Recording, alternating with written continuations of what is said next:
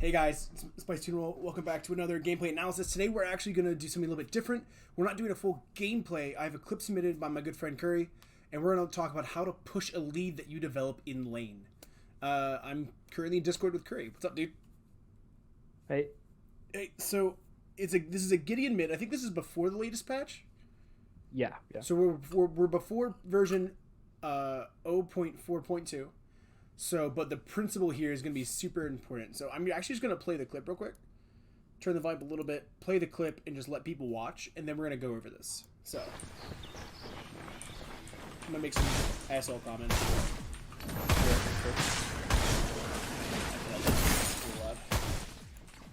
There we go. Love this. Yeah, poking. Love this shit. By the way, all the shit you're about to see, guys, in this clip, like Crew does, he bullies me with all the time when I play against him. Or even the Fae. Back in Quinlan. I think I'm probably gonna gank this Fae, right? Like that skill set accuracy. Talking about coming up here. She's dropped in the river, what the hell? Burns her flash. Blink. I keep going to flash. You need to stop that. Yeah, Blink. she walks up, she dies.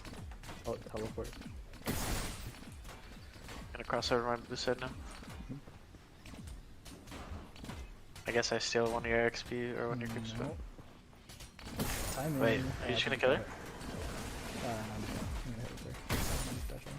So this is about where you start like pushing this lead, right? And she's losing. I should have just grabbed it and tried to invade me. I mean, it's more of like the gank helps, but at this point, like for Faye versus Gideon, you could do the same like thing by just trading as well. Because Faye can't really burst trade against you. Oh, definitely not. Yeah. If you're someone who can hit your skill shots, you don't even need the gank, honestly. But Yeah. definitely the gank snowballs it for me. Like Right, that's all I need. I'm even just talking about this like right here where you are in lane. So like if you're watching this, you're just kind of autoing the wave. You're not really. Yeah, I'm on your stream, so it's a little delayed. You never played it for me on Discord. How dare you? What'd you say? I said I'm watching it on your stream, so it's a little delayed. Oh, okay. Yeah. So okay. So here I know she can't walk up to trade, right? She can't walk up to me because I'll just out damage her, right? So even if she tries to like come and flower power this thing, like I can walk up and get a good trading angle. So the reason I chose not to like hard commit on her though before this was I was like she's staying out of XP range. So the longer I could just chill here and get her to like not back, the more she'll lose for later. Okay, that makes a lot of sense. Yeah, no, this is awesome. Let's keep this going. I'm just keep it playing. And this is me fucking up and letting the wave hit tower. Yeah, a little bit, but it's okay because we still love you. By we, I mean me and my voices.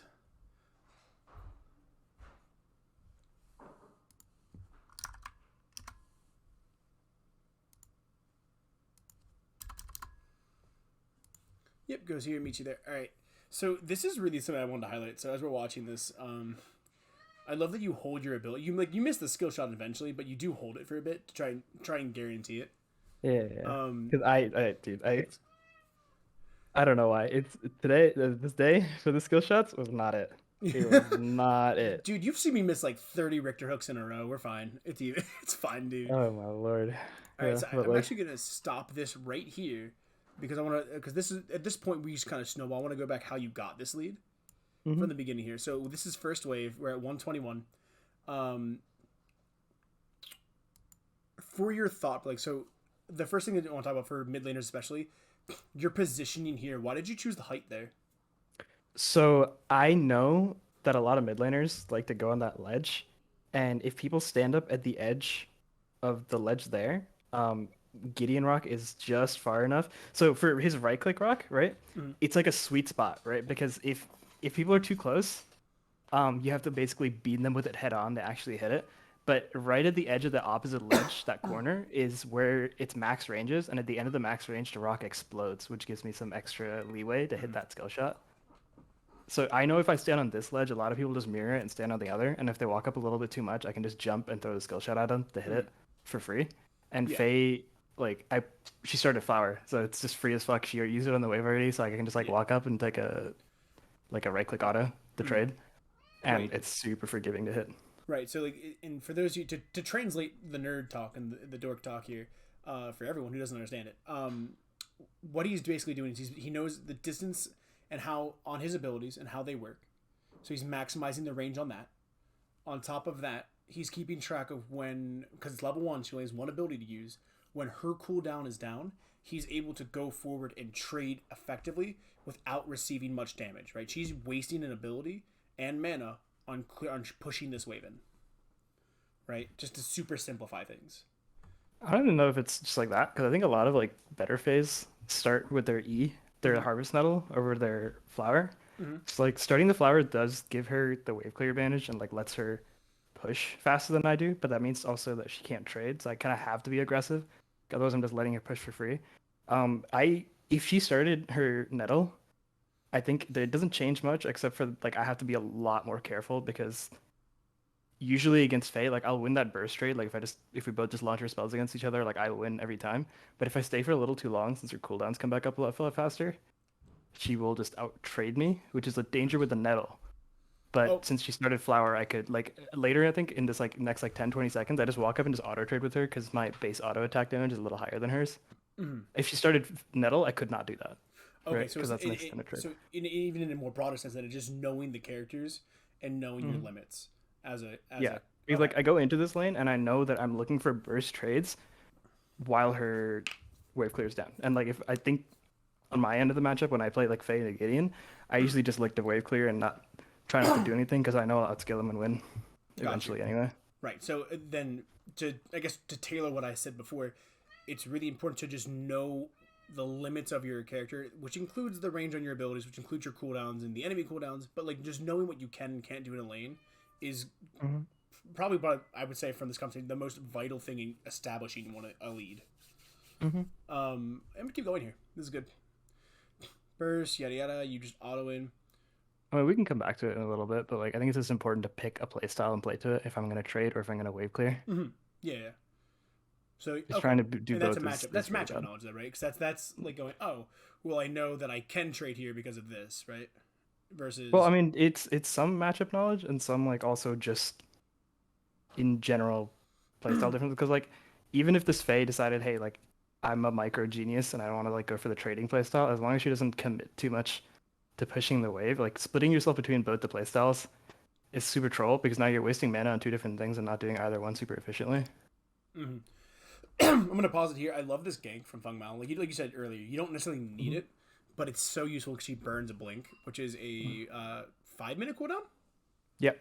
Yeah, it's 5 minutes, just like League Flash. So I don't think you need it for the matchup specifically, but with the way it's hitting skill shots today, I definitely fucking needed that gank. All right, so if you're trolling, you need it, but if not, competent Gideon would not need it. Definitely. Okay, but like, awesome. So we're pushing this. You moved over to help. She blinks out. Great. So she's forced back under a tower.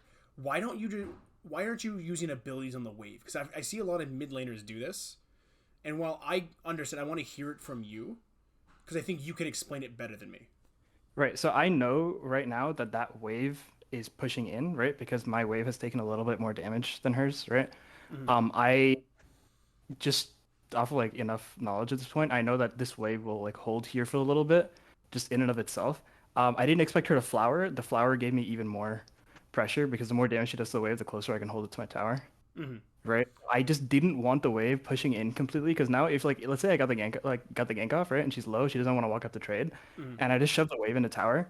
Like Faye can just get all that XP and CS under tower. Like it's super safe for her. Like yeah, I'm gonna hit her with a spell or two, but I'm not punishing it too much. Here, even though I'm not hitting any spells on her or anything, I deny her like this entire wave's worth of XP. Like her wave just obliterates my next two waves. And she loses all the XP from that. Which is just so much better than me just walking up the trade for no reason. Yeah, no, I agree completely. It's really nice to see this because even then, because you could, like you said, you can also just farm this under tower with your abilities. You're going to be able to clear it no problem, and she loses an entire wave. If we did the math, that's about, if I'm doing the math right, a little over 100 gold. Yeah, and I'm gonna be honest, like I think like the CS is important, don't get me wrong, but like the most important thing in the lane is your XP. Oh yeah, without a doubt.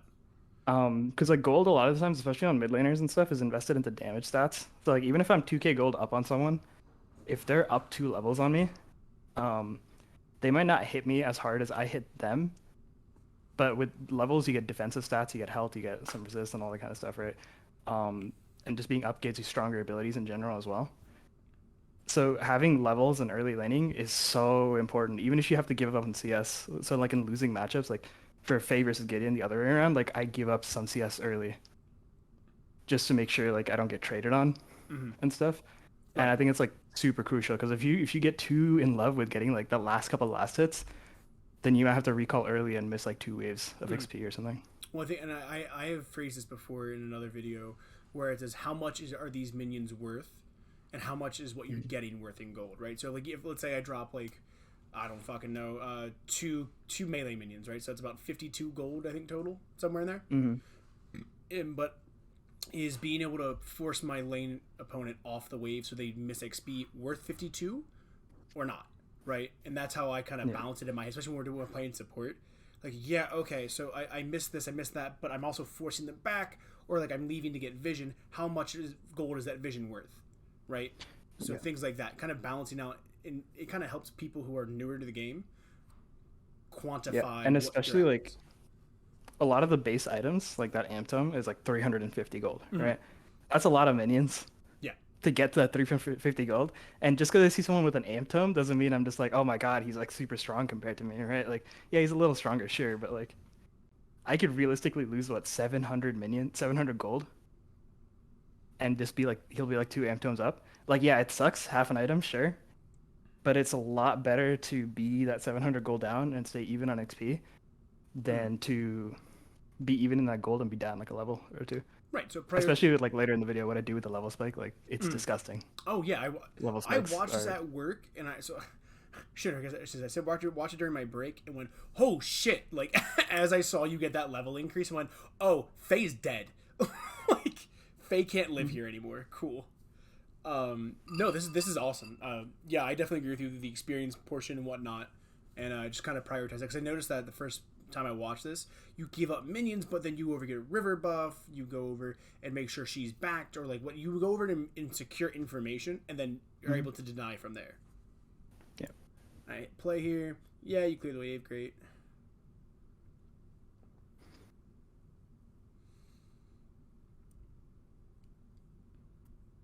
Checks buff, resets timer, great. For those of you who don't know, if anyone's watching, they're newish to this game, river buffs always spawn on every other minute, starting at 3 minutes. So 3, 5, 7, 9, all the odd ones afterwards. That's not a timer reset, by the way. I'm not a genius. I was just praying and hoping that someone didn't take it. Oh, I'm sorry. My apologies. I No, assumed you too dare much accuse of me of Curry. something competent. Hey man, I'm trying to give you the benefit of the doubt here. So right here we got this. You kind of move up here. Did you just move up here for the fuck of it to get vision, or like? So I knew she was over there, right? I know I have a level lead on her still. Faye doesn't effectively still trade against me. Like even if I take a really bad trade here, I feel like if the trade starts going really bad, I could just teleport out. Yeah. If the trade's going well, then I can just hit my ability. So what I wanted to do was ideally just hit my 2 rocks and just dip. But I missed that second rock. But the trade's still going really well, so I stick around for the entire cooldown for the next rock as well. Got you. But I wanted to just abuse that level advantage as much as I could, because when we're both over here, we're both like not getting that XP. And I'm in like a much better state than if I would be than if she was like level 3. I'm assuming like if she had her slow level 3, like she's level 3 here, it's so much easier for her to land her abilities and make a much more brutal trade for me. Her slow, for everyone watching who doesn't know, it's the Bramble Patch. Yeah, no, it's awesome. So I also have control of River Bust, right? So it's nice to just get her mana out. Yeah, right. You have the advantage in resources right now, including level. You have an extra ability on your kit, 3 abilities versus 2. Always phenomenal. And then I like how you held the ability here to try and secure it. Like you didn't get it, but it's fine. It happens. We all miss skill shots. But yeah. Some deviant pathing from the Fae. Yeah. Oh my and god. some suspicious aim from me. Jesus. And then she just lobs another flower to try and distance clear. And I want to highlight here in the video. I'm gonna go back a few frames. Right here, you can kind of see it. If I go back a little more further, you could see it better. Probably. Yeah. But your resource bar, like your mana and your health, is so much better. She's wasting so much mana trying to desperately wave clear. and get gold, get experience, but she's currently out of experience range. She's She's threw not her even, like- flower and then dipped. I think the biggest thing is like she's not being patient because like right now like this wave, it crashed under my tower, right? Like Yeah, it's bouncing. yeah. So like if she didn't throw that flower, it would come back anyway, and my game plan would have to change. Like what I'd do there is I'd be like, okay, now it's time for me to like go for a reset. Let me full shove like this. Like if I'd probably position aggressively for like the next wave, maybe the second, right, to force her out, and then I would try and like if she came up to trade and she was low, I'd try to tower dive and go 1-for-1 to deny her the entire wave, or I could just crash the wave and take a free reset because by the time I come back, the wave will be bouncing to me, and I'll still have my XP advantage for level 6, even if I have to give up my disgusting advantage right now. Right? Yeah. Yeah, no, I mean that's absolutely correct. I mean, part of this plays into this is a bit more of an advanced topic, and I don't want to get into this video. Just the wave management aspect of knowing, oh, well, my wave's gonna be pushing in, yada yada yada. If she had recognized that, she probably would have been fine. Yep. In the long run. But yeah, it's level 4 to 2, by the way, at 4 minutes. So this phase is severely underleveled right now, and again, he's not blowing his abilities on the wave. He's just autoing, which is letting his mana regen. That's my entire game plan, right? It's like I want to trade with her. I want her to like fight me with my abilities. I don't want to blow mana on the wave.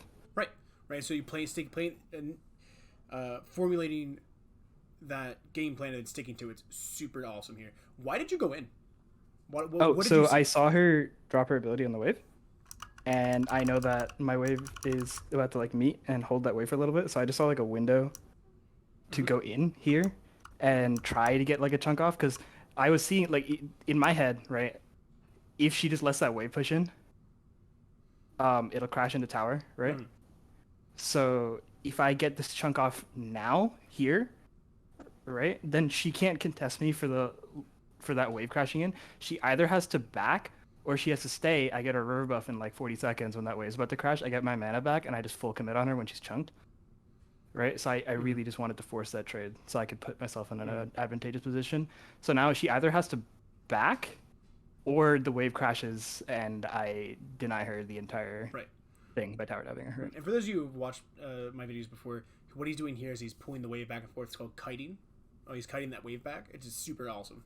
But yeah, so like, and then she's forced to back here. She has to leave, which then gives you free domain as it's almost 5 minutes. You have both sides of the river up, so you are then again on this. I'm pretty sure she was going to that right river, but huh? I'm pretty sure she was going to that right river. I didn't want to contest because I didn't know where her jungler was. Got you. I figured if it was 1-on-1, I could just portal away, but if it's 2-on-1, it might be a little fucked. Yeah, and then you come back and the wave's still right outside your tower. This is great.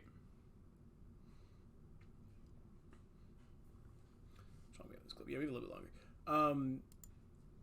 Yeah, over like these little things are really what establish and push a lead, right? It's knowing when to go and when not to, knowing the limits of both characters, both yours and the enemy's hero, right? Positioning around that information, right? And you do a super great job here, of just playing to that game plan. This is great. We're going to keep this going here. You just fend her off and trade, but you have the buff on you. And Curry hasn't backed at this point. It's 5.5 minutes, and he hasn't had to back yet. So he's really utilizing his resources well. Like his mana bar, I think your mana bar rarely gets below 50%. Like, I like 1,000 gold breakpoint for back on Gideon because that gives me the rod with flat pen, and flat pen is disgusting early. Yeah. Oh, absolutely. So usually like if this was like even like 1,000 gold, I would have been like hell yeah, free back. Right, but like the lanes is going so well that I could just stay. Like I could greed Gruff this. is here. What's he gonna fucking do? Yeah, and that plays into how much gold is this action worth, right? If we're giving a quantity to it, like I think I stated it in this before, like this Grux showed up. Like I wanted, so this was like actually low-key kind of a mistake. I broke that freeze early because I was looking for that reset. And then I like checked my mana bar really, I don't know, my XP bar really quick, and I was like, wait a second, I'm like super close to 6. I really shouldn't have broken that because now I've given her space to like walk away, or like pick up the wave for free, even though I'm going to hit 6, right? So like if I just held away for like another wave, then this kill would have been a lot freer, I think. Got you. All right, yeah, no, I mean, again, that's awesome. I don't think I ever would have picked up on that either, too. That's good to know. I definitely want to look out for that in the future, of just wave state and how and when to play around that. Grux does whatever the fuck here, takes an auto and just leaves. Mm. My favorite thing when like ganks happen, they don't do anything, and you're just like, no, leave. So right here, you hit 6 at 6 minutes, and by the way, a level a minute early is pretty fucking outstanding for those of you watching. If you're, especially in solo lane, in like jungle and whatnot, if you're in duo lane, it's a little bit less. But this is, you have a 2-level lead. You've got 3 points in an ability, and your ulti. And I'm assuming everyone watching knows what the fuck's about to happen here. Yeah, so she actually has her flash here, but I was planning on tower diving her because I thought like I'd get her flash out and then dive her. It's no, it's up now. It's 6:06. It's up.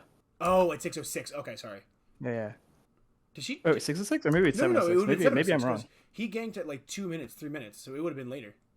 Oh, you're right. Oh, she didn't have her flash up. Wow, I was a dumbass then because I was like predicting like, oh, I'm gonna have to dive this. Phenomenal. Well, I mean, you secure the kill. And this is only 1 kill, but now at 6 minutes, you have 2K, almost 2K gold in your pocket. I mean, that's huge at that stage. That's double the advantage you had said you used to go back for. And more so than anything, it's just she loses the wave under her tower, and she loses the next wave, like part of it at least. Jump pads are broken. Don't at me. Yeah. She loses at least a little bit of the next wave, which keeps my lead up, and the wave is coming back to me now. So by the time I get back to my tower from base, I have another wave ready to freeze or do whatever I want with because she can't come up and contest me. Because if she comes up, I put a rock down her ass. Yeah. So absolutely. Yeah. No, that makes perfect fucking sense. I mean, honestly, I guess my really only last question here for you is, what do you want people to get out of this video? What are the main points to you? Because to me, it's positioning, knowing the limits of your character, knowing, again, at a more advanced level, wave management. But what do you want people to glean from this? Well, I think it's more of just, you don't have to be super flashy all the time, right? Like the most important thing in a lane is the wave. It doesn't matter like how you, like everything else comes secondary. Your trading and stuff important, like your mechanics important and everything, right? But if your wave is good, like I missed everything here, dude. Like this should have gone a lot worse. If that was a competent Gideon there, right, doing the same wave control, this Faye would have been much further in the ground, right? Because there's so many trades I just missed abilities. I mean, yeah. And I wasn't like mechanically performing or anything, but with just the wave, the way it is, it's so disgusting to take advantage of these matchups. And following, like, when I was coming into this game, this lane, like I knew, like, okay, this, like, I have the burst trade advantage. She's going to out wave clear me at some point. I can't let her lane safely because she's going to out scale me, right? If I am like a burst mage, if I can hit my combustion, not even combustion, just my flat pen power spike early, then I can start bullying her because I'll be super, super strong while she's still trying to scale. And that's what I'm trying to do, is just make sure she struggles, make sure it takes as long as possible for her to get her spike, maybe even kill her, and get myself snowballing so I can snowball myself on my side lanes and end the game. But like, I mean, this went really, really well anyway, but yeah, just following that game plan and playing to your wave, I think, is the most important bit. All right. So I mean, again, to reiterate that, guys, he had a game plan going into lane. Like before he got to his tier 1, he had that plan in his head. So, I mean, thank you so much for popping in here and talking with me about this. This is super fucking cool. I can't wait to share this on YouTube. I hope this is super useful. If you do you have videos up on your YouTube yet? No, I don't even have a YouTube yet. I thought you set up a channel already. Nope. I will plug it. I will plug it for you whenever you get it up. But thank you so much for coming here, Curry. For those of you watching, if you thought the video was useful, give it a like, subscribe to the channel for more, and I'll see you guys next time.